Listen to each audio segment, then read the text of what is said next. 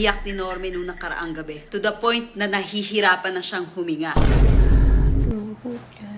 May mga tao din kasi sa buhay namin na tinutulungan namin at may mga time talaga na ma-feel natin na kahit na tinulungan natin yung isang tao, ungrateful at parang hindi na-appreciate yung mga ginagawa nating kabutihan sa kanila. Sobrang nasaktan si Norme at ilang beses na talaga siyang umiyak. Dahil dito, oo, minsan inaasar ko si Norme, pero hindi ko kaya na nakikita siyang ganito. Yung mapakiramdam na gusto ko siya mapasaya, ayaw ko na umiiyak siya. Gusto kong saluin yung sakit na nararamdaman niya.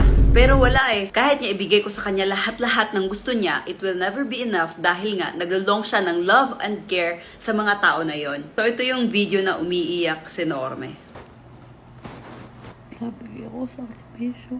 More na nagkamot ko may mga wala lang. Nabuhatan ako tanan para sa ilaha. Pero still wala lang ko para sa ilaha. Nabuhatan ako tanan. Sobrang napagpaya ako, mamay.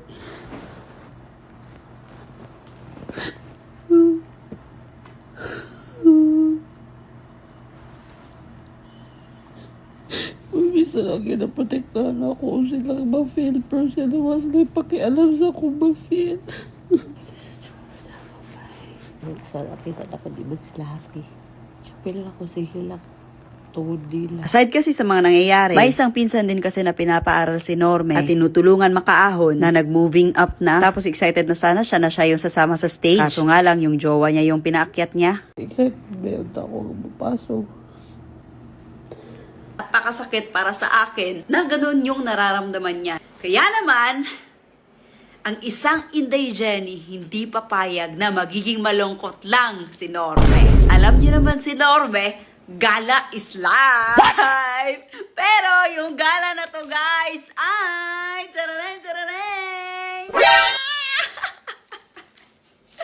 nag-book ako ng flight papuntang Hong Kong to Macau!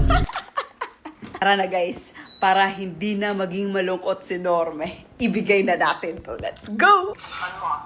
Mamay, are you okay? Sakit pa rin ba yung puso mo? Sakit pati yung ulo ko, mamay. Huwag ka na sad. Alam mo naman na ayaw ko nakikita kang malungkot. Alam mo naman na andito lang ako palagi para sa'yo, 'di ba? Sana mag-heal ka na dito at dito.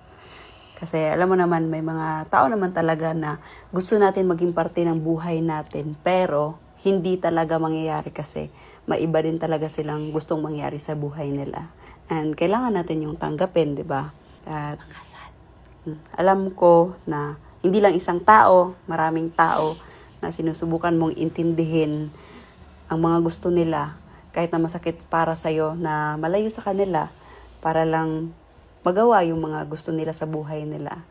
And I know na ginawa mo na talaga yung pinaka-best mo na makatulong, makaprovide sa lahat-lahat. Sobrang not enough man. Sobrang proud ako sa'yo. Enough yun. I swear. Ginawa mo yung part mo. Yun yung pinaka-importante. Huwag ka na sad. Andito naman ako eh. Huwag ka na umiyak. Alam mo naman na ayaw ko na nakikita ka malungkot. 'Di ba? Alam mo yun, 'di ba?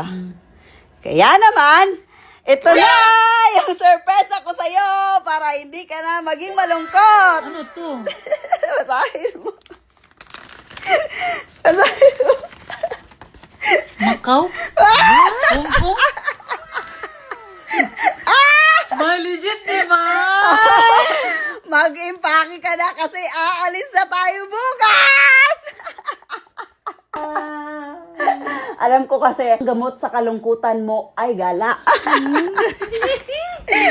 Wow! Hong Kong, Macau!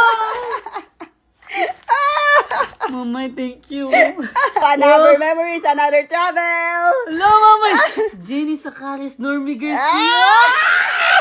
Mamay, thank you.